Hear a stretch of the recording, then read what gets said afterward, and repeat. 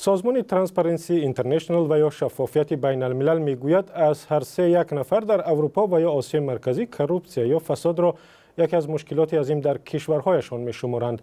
بر اساس گزارش نوی سازمان که روز 16 نوامبر نشر شد، مردم زیادی کشورهای هر دو منطقه از جمله تاجیکستان هم نمایندگان حکومت و هم وکیلان مردمی را آلوده به فساد می‌دانستند. شاخص سالانه فساد در سال 2016 را سازمان شفافیت بین الملل بر اساس گفتگو با 60,000 نفر در 42 کشور انجام داده است و درباره این شاخص صحبت داریم با سویتلانا سویتسکا، نماینده سازمان که از طریق اسکایپ از شهر برلین به ما پیوست. سویتلانا، به برنامه ما خوش آمدید. سویتلانا، شاخص شما نشان داده است که از هر یک نفر در آسیای مرکزی فساد یک کروپسیا را درد و مشکلی عظیم می‌شمارند در کشورهایشان.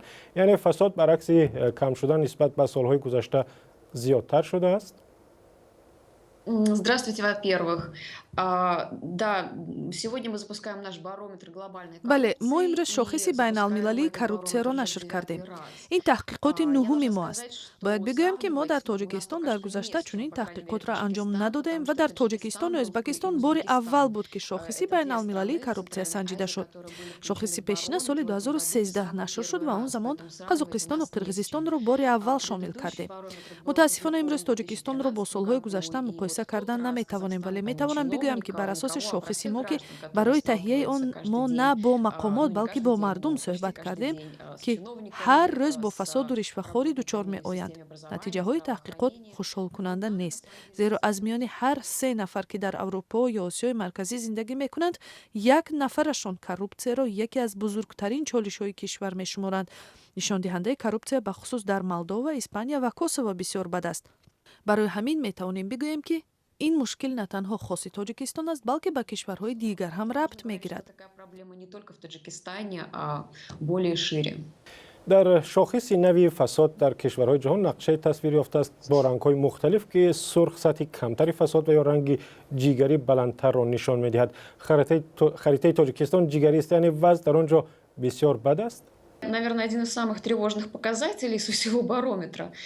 میدونید در واقع همین نشان دهنده بسیار تشویش‌آور است. نقشه تاجیکستان برای آن بسیار تیره تصویر شده است که آنجا مردم زیاد رشوه میدادند. بر اساس نظرسنجی ها تقریبا 50% در تاجیکستان گفتند که رشوه دادند و رشوه را به کارمندان بخش تندرستی، معارف یا ملیسه و مقامات حفظی ترتیبات دادند. اگر با دیگر کشورهای آسیای مرکزی مقایسه کنیم میبینیم که در قرقیزستان رشوه‌خوری اندک کمتر است، ولی وضع آنجا هم خوب نیست.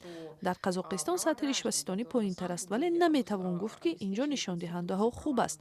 خود واقعیت این که در تاجیکستان 50% مردم رشوه داده اند یا مجبور شدند رشوه دهند نشان دهنده تشویش‌آور است.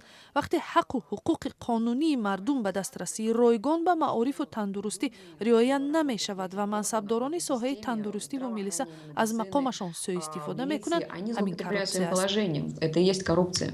بر اساس گزارش نوی شما از هر 6 خانواده در تاجیکستان، خود شما هم که گفتید، یکی از آنها ضمن مراجعت به مؤسسه‌های دولتی رشوه دادند. بعضی‌ها میگویند مردم خودشان رشوه میدهند زود کارشان اجرا شود و یا از آنها طمع میکنند. Мы этот вопрос не задавали во время нашего исследования. ما این سوال رو در نظرسنجی نداده بودیم، ولی جایی که تقاضا هست پیشنهاد هم وجود دارد. برای همین پاسخ دادن به این سوال مشکل است، ولی آنگونه که من گفتم دسترسی به معارف و تندرستی و مقامات حفظی ترتیبات از حقوق اساسی مردم است که کنستیتوسیا به آنها کفالت داده است. اگر مردم ضمن مراجعت به این ساختارها رشوه دهد، پس معلوم است که از اینها طلب میکنند. وقتی شهروندان برای خدمات طبی، معارف یا مقامات حفظی حقوق پول میدهند، پس نمایندگان این ساحه ها از آنها پول میگیرند. همین 3 عرصه بر اساس تحقیقات ما بیشتر از همه بخش‌های دیگر به فساد آلوده هستند و نه تنها در تاجیکستان بلکه در کشورهای دیگر آسیای مرکزی و اروپا نیست. ولی اینجا یک مسئله دیگر را آشکار کردیم که این بیمیلی مردم از شکایت به مقامات درباره رشوه‌ستانی است. ممکن است سبب در نبودن قانون‌هایی هست که این شهروندان را از تعقیب محافظت کنند. مردم میترسند به یک نهاد بروند و بگویند که аз онҳо ришва талаб карданд. Як расми бад ҳам ҳаст, ки нафароне аз болои ришвахор шикоят кардаро бад мебинанд. Шояд ин чиз аз ҳамон замони Сталин мондааст, ки онҳоро хабаркаш меноманд, аммо дар воқеъ ин як коре барои ҳимоят аз ҳуқуқи худ аст ва коре барои пешгирӣ аз фасодкорӣ. Барои ҳамин мардум низ бояд имкон дошта бошанд, ки масъалаи ришвахориро дар миён гузоранд ва бар асоси қонун муҳофизат шаванд. Мо одамони оддӣ мисли дигарон ҳам метарсем, ки дар сурати муроҷиат мо ҷазо медиҳанд. Того, что потом нас накажут за то, что мы заявили.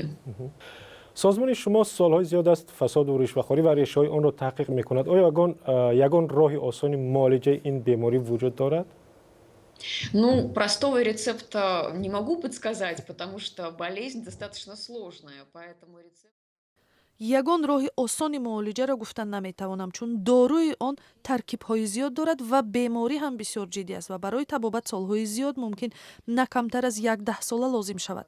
Масалан, барои аъзои нави Иттиҳодияи Аврупо тақрибан 10 сола лозим шуд, то дар роҳи мубориза бо коррупсия пешрафт кунанд. Барои ҳамин бояд сабур бошем ва қонунҳое қабул кунем, ки дар амал иҷро шаванд, на ин ки дар рӯи коғаз зебо ба назар бирасанд. Дар назди ин қонунҳо бояд ҳама баробар бошанд. Президент ва писараш, фарзандонаш, ҳама атрофиёни ӯ бояд дар назди қонун баробар бошанд. Ширкати ҷомеаи шаҳрвандӣ лозим аст, ки ба мардум нишон бидиҳад, ки барои мубориза бо ришвахорӣ чӣ кор карда метавонанд. И участие гражданского общества в том, чтобы вовлекать граждан, образовывать граждан, что они могут сделать. ташаккур. Светлана Савицкая, коршиноси созмони шаффофияти байналмилал бо мо суҳбат мекард. Ташаккур, Светлана. Спасибо огромное, Светлана. Вам спасибо. Всего хорошего.